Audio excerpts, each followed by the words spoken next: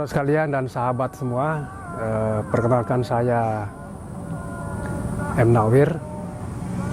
Dalam kesempatan ini saya akan berbagi pengalaman, sedikit pengetahuan tentang apa yang diistilahkan orang urban ekologi atau ekologi perkotaan. Tentu saja pengalaman ini pengalaman yang sehari-hari, yang tidak jauh dari apa yang kita rasakan, kita hadapi sebagai warga kota. Pandangan tentang ekologi perkotaan atau urban ekologi ini membantu kita untuk merefleksi seperti apa sih sebetulnya wajah kota, pertumbuhan kota dengan kemajuan dan segala implikasi yang kita terima dari kemajuan tersebut hari ini atau saat ini. Nah, urban ekologi kira-kira itu kalau disederhanakan dia dibicarakan dalam rangka untuk menemukan satu keseimbangan, ya. Kira-kira fikihnya itu fikih tentang keseimbangan antara relasi manusia dengan alam, tetapi juga relasi manusia dengan Yang Maha Kuasa. Dari ilmu tentang kehidupan, yaitu ekologi, ekos dan logos, ya. Dia tentang ilmu tentang kehidupan itu sendiri, dan kehidupan itu sangat semesta ini banyak hal yang tidak bisa dijelaskan dengan pandangan manusia atau pandangan rasionalitas manusia. Makanya kemudian ekologi itu membantu kita untuk menyadarkan diri bahwa di luar dari kemampuan rasionalitas manusia itu, kemampuan rasional ilmu dan sains dari manusia itu ada satu realitas, ya, yang tidak bisa dijelaskan dengan sains, tapi cukup diyakininya sebagai kenyataan yang ada, yang kita terima hari ini. Itu gunanya ekologi. Nah, kalau ilmu ekologi kita lihat dalam kacamata ruang yang seperti kota, ya sebagai lokus, satu lokus kota lah yang kita geluti sehari-hari ini. Kota Makassar diantaranya, kalau kita lihat kota Makassar ini lokus, ya, lokus di mana pusat ekonomi politik, pusat tren peradaban, juga menjadi pusat kebudayaan, ya, di perkotaan ini. Dia menjadi sangat simbolik karena menjadi orang mengukur, misalnya untuk mengukur Sulawesi Selatan itu dilihat dari kotanya. Itu mengatakan dia lokus karena orang menjadikan itu sebagai tolak ukur dari satu perubahan. Termasuk kalau kita bicara tentang ekologi, ya, atau urban ekologi. Ekologi Makassar itu apa yang banyak berubah. Tahu setelah kita mengatakan bahwa perubahan yang paling nyata di kota Makassar, ya, itu perubahan landscape. Landscape ini bentang alam, ya, istilah yang lazim digunakan dalam perspektif ekologi itu bentang alam yang banyak berubah. Di tempat di mana saya bisa duduk sekarang ini, itu satu landscape di agak ke pinggir kota yang relatif kita masih bisa duduk seperti ini karena memang dia menjadi sumber resapan air, kanal misalnya, sumber untuk menjaga ekosistem air, juga pemukiman sekitarnya. Tetapi dalam tempo yang mungkin tidak begitu lama, ya, perubahan landscape itu akan terjadi juga di tempat yang saya duduk ini. Dulu di sini masih banyak kawasan pertanian kota, urban farming, di mana penduduk sekitar itu masih mempraktekkan kemampuan bercocok tanam dengan menggarap lahan-lahan kosong atau lahan-lahan yang tidak diketahui persis status alas haknya, dan itu dipakai untuk bertani padi pada khususnya. Nah, kalau kita melihat perubahan landscape tadi itu, dulu Kota Makassar kawasan-kawasan seperti ini banyak sekali, ya, banyak sekali. Hampir semua wilayah, bahkan orang para ahli itu mengatakan bahwa landscape Kota Makassar itu mungkin boleh bilang separuhnya itu, paling tidak 30% itu adalah rawa. Dan di situ menjadi sumber air, ya, sumber cadangan air. Tapi namanya kota juga, ya. Ekologi kota itu terus mengalami perubahan, ya, perubahan terus menerus, bahkan berubah. Bahkan kita menyederhanakannya, kota ini seperti memindahkan material-material kayu, batu, logam, tanah dari perdesaan lalu disusun di kota. Jadi kalau kita lihat misalnya bangunan-bangunan itu mulai dari yang rendah, sedang, tinggi sekali. Mungkin dulu orang bangun rumah itu tingginya itu dibatasi oleh tingginya pohon kelapa. Dulu mungkin, ya. Tapi kalau sekarang bangunan kita ini sudah sampai mungkin 3-4 pohon kelapa tingginya. Jadi dia ikuti kayak pohon. Kalau di hutan kan ada tanaman akar rumput, ya, tanaman kayak misalnya padi-padian, jagung, ada tanaman keras, ada tanaman pinus yang menjulang. Nah, itu seperti dipindahkan bentuk itu ke kota, lalu menjadi gedung-gedung. Jadi kalau kita lihat gedung-gedung itu seperti pohon dia. Jadi kayak itulah pohonnya kota. Kayak begitu dia. Cuma dia sudah melampaui dari kemampuan alam, yaitu melampaui pohon kelapa. Bangunan-bangunannya, dia menjulang terus dan seperti hendak mencapai langit. Ya kan? Dia melampaui kemampuan pohon, atau bentuk-bentuk pohon. Tanah dipindahkan, pasir, timbunan dipindahkan ke kota, lalu timbun, jadi bangunan. Logam dipindahkan dan seterusnya. Akhirnya memang yang kita sebut dengan urban ekologi ini. Jadi urban ekologi itu, ekologi perkotaan itu sangat kontras dengan bayangan kita kalau misalnya ke masyarakat pedesaan, yang dimana dominasi vegetasi mungkin masih kita dapatkan 70% rata-rata, ya, 80% begitu. Nah, kalau di perkotaan bisa sebaliknya. Mungkin yang sisa 20% itu adalah yang vegetasi tadi itu, selebihnya adalah fisik, ya, lingkungan fisik. Sebagian besar adalah lingkungan fisik di lingkungan kita. Hanya beberapa tempat-tempat tertentu seperti ini yang masih kita lihat dominan, misalnya vegetasi, tanaman, dan air di tengah-tengah, di sekitar pemukiman. Tapi dalam kota itu sudah sangat berubah. Nah, itu contoh kita melihat bahwa kota dan lingkungan dan ekologi itu pertama mengikuti perubahan dari kota itu sendiri, peradaban manusia itu sendiri dalam sebuah ruang, sebuah kota itu, sampai kemudian membentuk ekologi baru, pemukiman baru, infrastruktur baru, kemudian bahkan cara-cara dalam menata tanaman, tanah, ya, mengolah tanah. Ada urban farming, ada yang tanaman hias. Jadi tanaman-tanaman itu pun mereka karena lahannya sempit, naik, ya, model-model bioponik segala macam, dan naik dia karena mengatasi soal kekurangan lahan. Jadi itu praktek-praktek dari orang-orang kota untuk mengatasi soal kebutuhan vegetasi.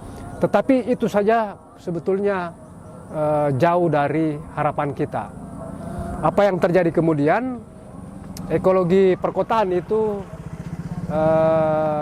tidak selalu memberikan satu manfaat ya,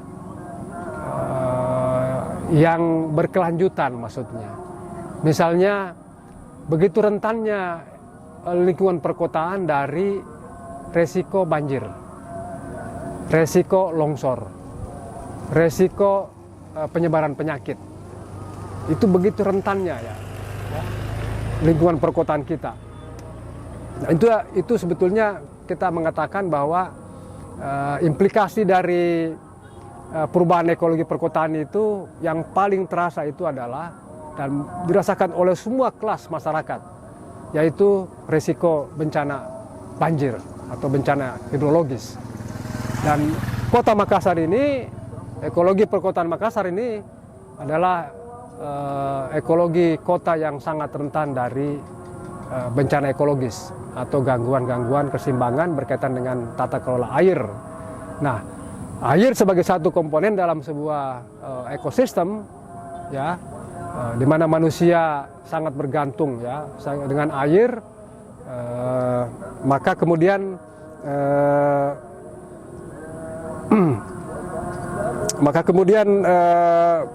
manusia atau warga kota mengatasi persoalan air ya.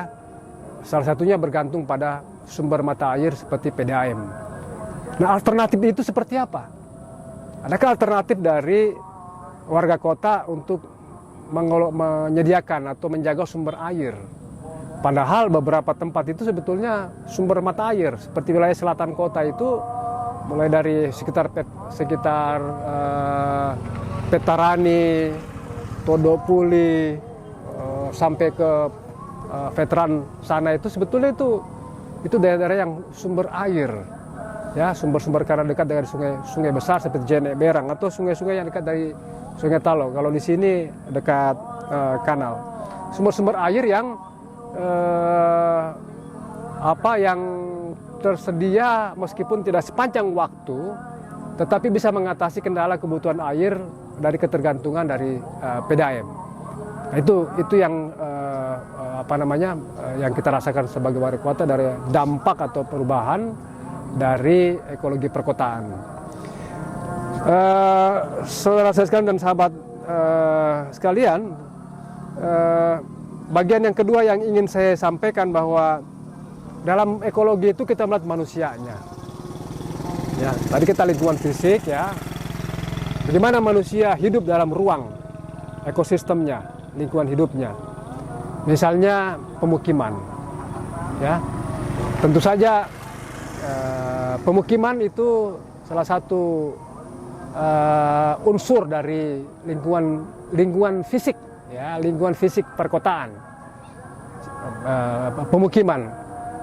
Pemukiman seperti apa yang kita mau lihat? Tentu misalnya ada dua macam pemukiman lah sederhananya. Ada pemukiman yang formal, ada yang informal. Ada pemukiman yang swadaya, ya. Ada pemukiman yang subsidi, ya. Ada subsidi, ada swadaya. Nah, itu sebetulnya salah satu komponen dalam ekosistem kota. Nah, bagaimana kita melihat aspek pemukiman dan orang yang tinggal? Kita menyebutnya misalnya kalau pemukiman yang informal, ya, informal itu istilah yang kita pakai ya, pemukiman yang cara-cara hidupnya itu masih kayak orang kampung, lorong misalnya ya, orang lorong lah istilahnya, orang kasar bilang anak lorong lah misalnya. Itu sebetulnya menggambarkan dia adalah berasal dari gaya hidup kampung dalam kota ya. Jadi bukan juga desa tapi kampung dalam kota. Dan itu punya karakteristik subculture dalam kota ini. Dan itu juga punya praktek-praktek dalam dia mengubah lingkungan fisik untuk pemukiman. Nah, misalnya kita ambil contoh tren tentang penghijauan lorong atau lorong garden lah misalnya. Itu sebetulnya kalau kita lihat itu cara orang kota atau pemerintah kota mengatasi soal ruang terbuka hijau yang terbatas. Karena tadi yang sudah beton semua nih. Kalau kita ingin menelisik sedikit tentang siapa itu warga kota, ya, kita akan bertanya pada diri sendiri dulu. Misalnya saya seorang warga kota Makassar. Tentu saja saya punya asal usul, ya satu wilayah yang di luar kota Makassar. Artinya saya adalah urban. Jadi sebetulnya warga kota pada umumnya ya, itu adalah kaum urban yang menjadikan ruang kota sebagai arena untuk bisa survive, ya, untuk membangun cara hidupnya, gaya hidupnya, dan cita-citanya, cita-cita hidupnya. Caranya bagaimana? Caranya dia mengelola sumber daya kota, misalnya lingkungan, ya. Lingkungan fisik seperti pemukiman. Jadi dari aspek ekologi kota, perkotaan, ya, pemukiman di perkotaan sebagai salah satu aspek fisik dari lingkungannya, itu sebetulnya kita lihat ada dua, tadi saya katakan ada dua macam, ada yang pemukiman swadaya, ada yang pemukiman subsidi, sederhananya begitu. Nah, kita melihat pada umumnya warga-warga kota yang saya sebut istilahnya kampung kota, ya, warga kampung kota adalah mereka yang mengubah lingkungan hidupnya dengan cara swadaya. Misalnya rumah sebagai salah satu hunian yang menjadi lingkungan fisik mereka. Nah, pemukiman atau perumahan-perumahan yang kita lihat, ya, misalnya di sekitar seperti Panampu, Macini Sombala, Parantambung, atau misalnya kalau dekat-dekat sini seperti Antang misalnya, itu juga masih banyak pemukiman-pemukiman yang dirintis oleh warga sendiri, ya, disebut dengan perumahan swadaya. Ini akan membedakannya dengan pemukiman subsidi seperti misalnya Perumnas atau real estate, ya. Saya hanya melihat dari sisi bagaimana pemukiman swadaya, karena di sini pemukiman swadaya itu sangat mencerminkan bagaimana upaya warga kota untuk bisa survive di tempat tinggalnya di kota ini dengan membangun rumah. Nah,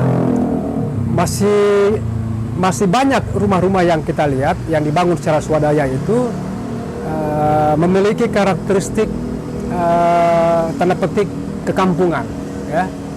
Maksudnya kekampungan ini misalnya dari bahan-bahan rumah, material rumah, bentuk, kemudian ornamen,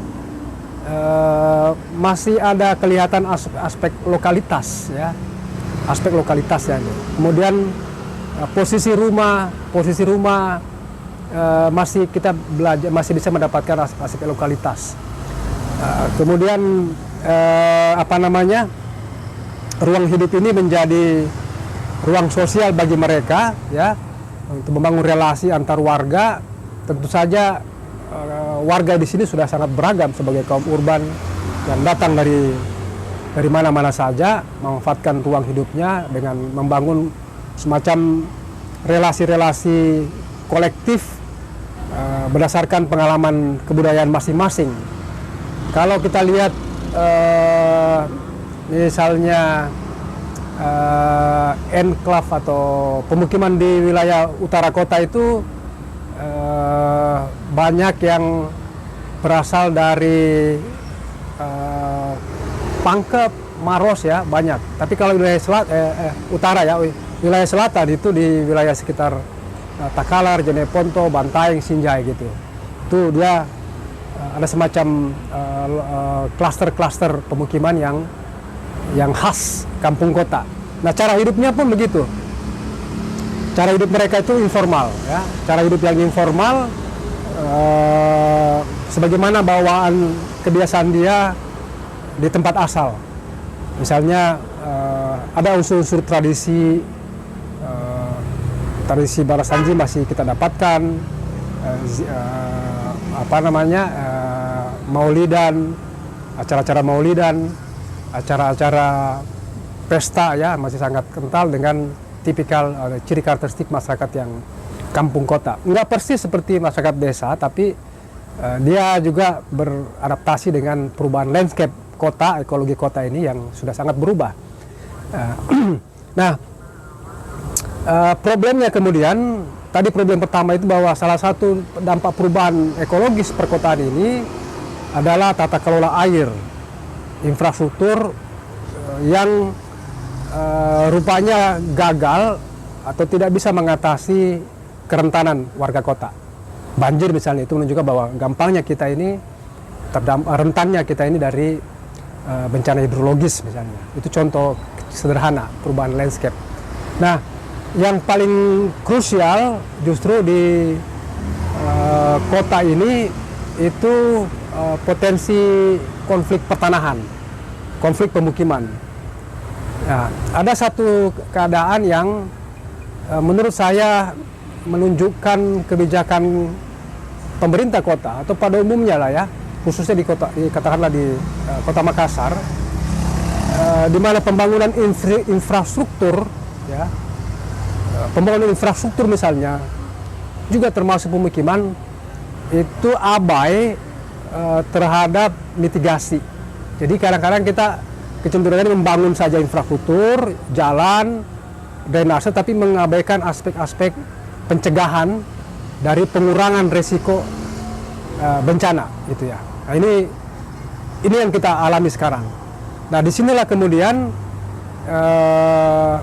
upaya-upaya untuk mengatasi itu lewat misalnya bagaimana caranya ruang terbuka hijau cukup, ya, untuk sebagai salah satu cara mereka untuk bisa mengatasi kerentanan, ya, dari segi misalnya urban, pertanian urban, penghijauan, maupun misalnya tanaman-tanaman pekarangan, ya, itu yang sejauh yang bisa dilakukan oleh warga kota untuk mengatasi kendala ekologisnya. Tapi cara-cara warga ini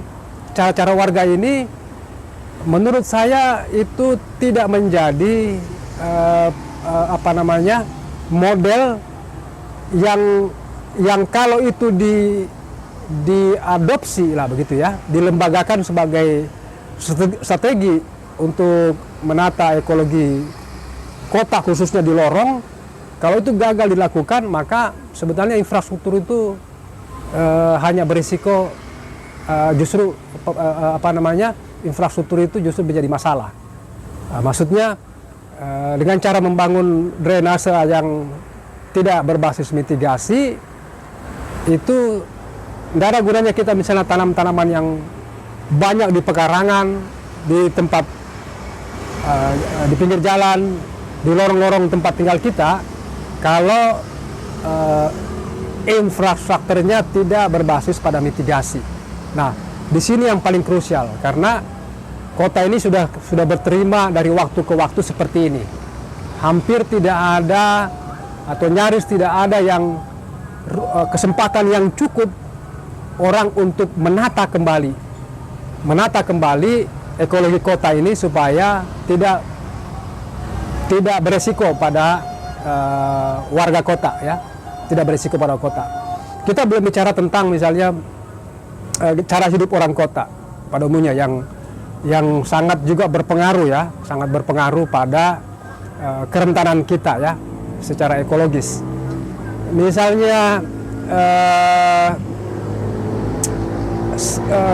cara kita misalnya mengelola sampah, yang paling kelihatan itu di sampah, ya, mengelola sampah, cara hidup. Nah, bagaimana caranya kita bisa efektif mengelola sampah ini, sampah rumah tangga lah misalnya, bagaimana cara kita bisa efektif mengelolanya sementara material yang dia konsumsi atau makanan yang dikonsumsi itu memang makanan yang tingkat produksi sampahnya sangat tinggi.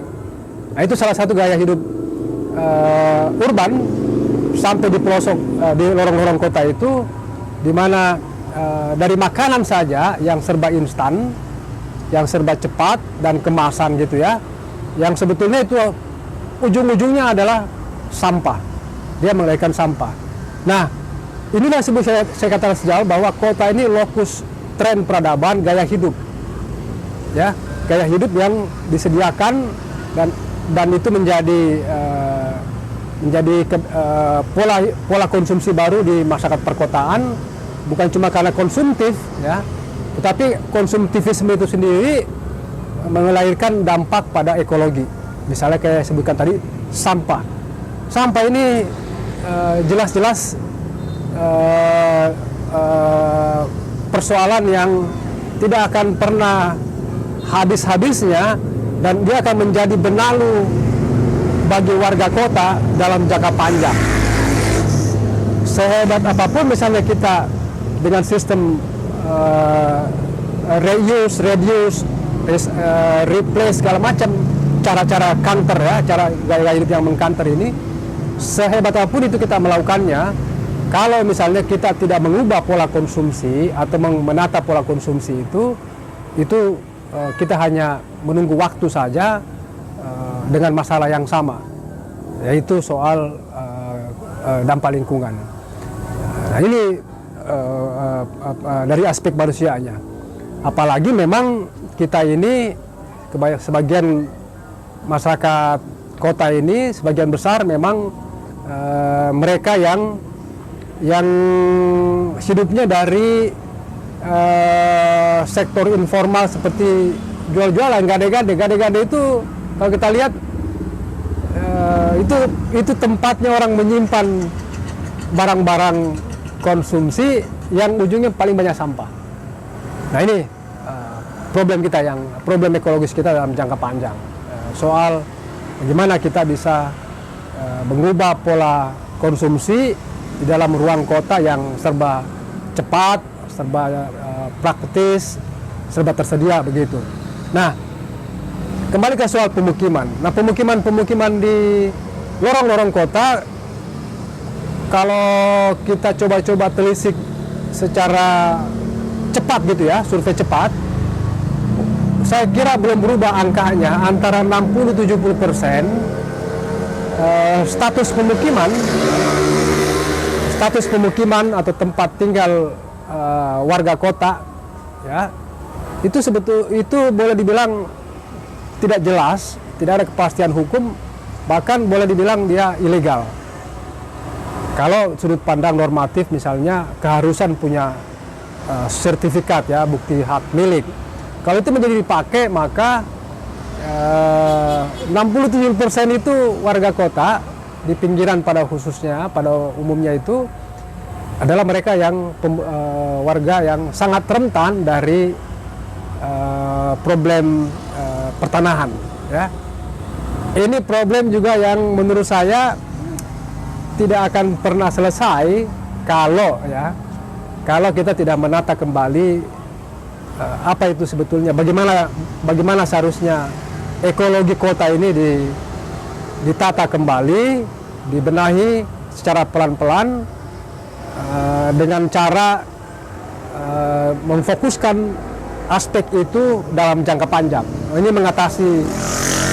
mengatasi soal sekat-sekat masa jabatan ya, masa jabatan pemerintah, tapi harus memang dalam jangka panjang. Makanya kemudian teman-teman masyarakat sipil itu menggagas tentang urban land reform ya, pembaruan agraria di sektor perkotaan. Rupanya memang pembaruan agraria di sektor perkotaan ini yang terlalu lama ditinggalkan atau tidak digarap secara khusus, secara masif lah, secara terencana dengan baik, sehingga dia menjadi bom waktu, ya, akan menjadi bom waktu. Padahal mereka yang tinggal, yang tadi orang kolorong itu adalah mereka yang dari nol, bahkan dari minus itu membangun ekonominya sampai kemudian bisa memiliki sepetak ya, sepetak tempat tinggal dengan cara swadaya. Dia mencurahkan semua kemampuannya, pengalamannya, sumber dayanya untuk ruang hidup yang disebut dengan rumah. Nah ini yang perlu menjadi satu perhatian ya, bukan cuma bagi kita semua, pemerintah pada khususnya, bagaimana memikirkan soal urban land reform dalam jangka panjang. Itu tentang manusianya. Nah, lalu yang bagian ketiga itu yang terakhir saya ingin sampaikan, mungkin singkat saja. Nilai-nilai apa yang kita dapatkan dari urban ekologis ini atau ekologi perkotaan ini? Apa sih pembelajaran yang kita dapatkan dari situ? Yang sekian banyak persoalan, problem-problem yang diutarakan itu, dia akan tanpa disebutkan pun dia akan menjadi persoalan. Tapi nilai-nilai apa yang bisa dibelajarkan tentang perubahan ekologi perkotaan? Yang pertama adalah aspek mitigasi, ya, aspek mitigasi pembangunan kota, baik itu pemukiman, infrastruktur, sudah seharusnya mempertimbangkan aspek mitigasi. Ya, kalau para ahli ada perencana, arsitektur, sipil, sudah lebih dari cukup kita punya modal itu. Tetapi bagaimana caranya kemampuan sumber daya ini bisa memikirkan tentang aspek mitigasi dari pembangunan pemukiman maupun infrastruktur. Nah, yang kedua, nilai-nilai yang kita dapatkan itu nilai-nilai kearifan, ya, kearifan orang-orang kampung kota, lorong-lorong ini. Mereka ini adalah makhluk yang berbudaya. Artinya sepanjang dia manusia, dia adalah makhluk berbudaya. Nah, cara mengartikulasikan nilai-nilai budayanya itu misalnya dari yang contoh tadi, rumah. Ya, rumah itu swadaya. Lalu menggunakan ornamen-ornamen. Lalu ada tradisi yang dia pertahankan dalam merawat rumah atau mendirikan rumah. Lalu ada pola-pola relasi sebagai warga yang majemuk, yang istilahnya kosmopolitan tadi. Itu warga punya nilai-nilai cara-cara yang bisa mengatasi konflik, ya, konflik antar mereka, konflik horizontal. Mereka punya pengalaman kebudayaan, bagaimana caranya berinteraksi, bekerjasama dengan latar belakang agama, etnis, status sosial yang berbeda, tetapi bisa tetap menikmati ruang hidup yang tersedia di tempat tinggalnya. Nilai-nilai kearifan itu masih mereka punya. Nah, itu yang bisa diangkat, ditransformasi sebagai nilai-nilai bersama. Bagaimana menjaga toleransi misalnya di kota yang sangat majemuk ini. Lalu yang terakhir, kurasa nilai-nilai yang utama yang kita dapatkan dari pembelajaran tentang ekologi perkotaan ini adalah kembali ke rumah tangga. Rumah tangga sebagai basis, meminjam istilah pidato Gus Yakut ini, sebagai madrasah pertama peradaban. Ya, rumah tangga sebagai madrasah pertama bagi peradaban manusia. Kalau kita sempitkan ke manusia kota, orang kota, bagaimana caranya rumah dan rumah tangga sebagai titik berangkat menata kembali peradaban manusia, menata kembali warga kota dan lingkungannya terutama. Karena itu disitulah sebetulnya substansi atau istimewanya orang yang tinggal di kota, ya, itu salah satunya. Saya rasa itu yang bisa saya ingin bagikan kepada pemirsa sekalian. Sekiranya ada kekurangan, harap dimaklumi. Terima kasih. Wassalamualaikum warahmatullahi wabarakatuh. Salam lestari.